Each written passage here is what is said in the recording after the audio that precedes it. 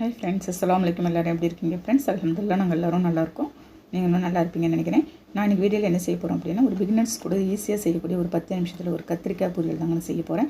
இந்த கத்திரிக்காய் பொரியல் உங்களுக்கு ஒரு ரசத்துக்கு தேசாதத்துக்குலாம் செம ஒரு காம்பினேஷனாக இருக்கும். உங்கள் ஃப்ரெண்ட்ஸ் எப்படி செய்யலாம்னு பார்க்கலாம். வீடியோக்குள்ளே போகிறது முன்னாடி நம்ம சேனல் மும்தாஜ் கிச்சனை சப்ஸ்கிரைப் பண்ணிவிட்டு அப்படி பக்கத்தில் இருக்க பெல் ஐக்கானை கிளிக் பண்ணிவிடுங்க. உங்கள் ஃப்ரெண்ட்ஸ் வீடியோக்குள்ளே போகலாம்.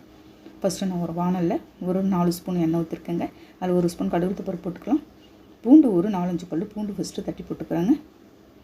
போட்டு ஒரு 1/2 கப்பு வெங்காயம் நறுக்கி வெங்காயத்தை போட்டுட்டு ஒரு தக்காளி நறுக்கி போட்டுறேன். கருவேப்பிலை கொஞ்சமாக போட்டுடலாம்.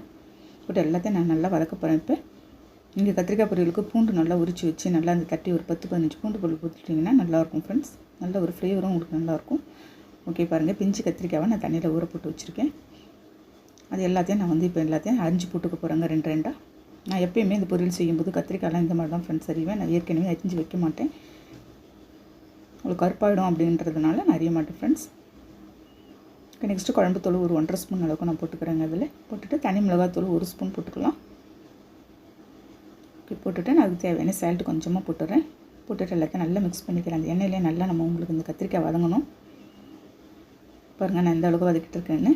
செம்ம சூப்பராக டேஸ்ட்டாக இருந்தது ஃப்ரெண்ட்ஸ் இந்த கத்திரிக்காய் பொரியல். ஓகே, கொஞ்சமாக மல்லியில் போட்டு இன்னொரு டைம் நல்லா மிக்ஸ் பண்ணிடுறேன்.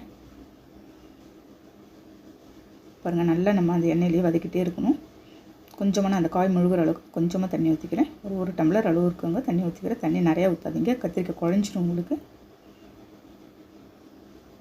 பாருங்கள், நான் மூடி வச்சுட்டேன். ஒரு 10 நிமிஷத்தில் நம்ம நெக்ஸ்ட்டு பார்க்கலாம் ஃப்ரெண்ட்ஸ். எந்த அளவுக்கு அந்த தண்ணியெல்லாம் அப்சர்வ் பண்ணி நல்லா வெந்துருச்சு ஃப்ரெண்ட்ஸ் உங்களுக்கு. சூப்பரான நான் ஒரு கத்திரிக்காய் பொரியல் ரெடி பண்ணிவிட்டேன். இந்த கத்திரிக்காய் பொரியல் ஒரு கீரை கடைஞ்சாலும் உங்களுக்கு நல்லா இருக்குங்க. ஒரு பருப்பு ரசத்துக்கு எல்லாத்துக்கும் சூப்பரான காம்பினேஷனாக இருக்கும். அவ்வளோதான் ஃப்ரெண்ட்ஸ், எடுத்து நான் மூடி வச்சுருப்பேன். ஓகே ஃப்ரெண்ட்ஸ், நீங்களும் எப்படி இருக்குன்னு செஞ்சு பாருங்கள். செஞ்சு பார்த்துட்டு எனக்கு கண்டிப்பாக கமெண்ட் பண்ணுங்கள். நீங்கள் பண்ணுற ஒவ்வொரு கமெண்ட்டும் எனக்கு ஒரு நெக்ஸ்ட் வீடியோ போகிறதுக்கு ஒரு மோட்டிவேஷனாக இருக்கும் ஃப்ரெண்ட்ஸ். ஓகே ஃப்ரெண்ட்ஸ், தேங்க்யூ, பாய்.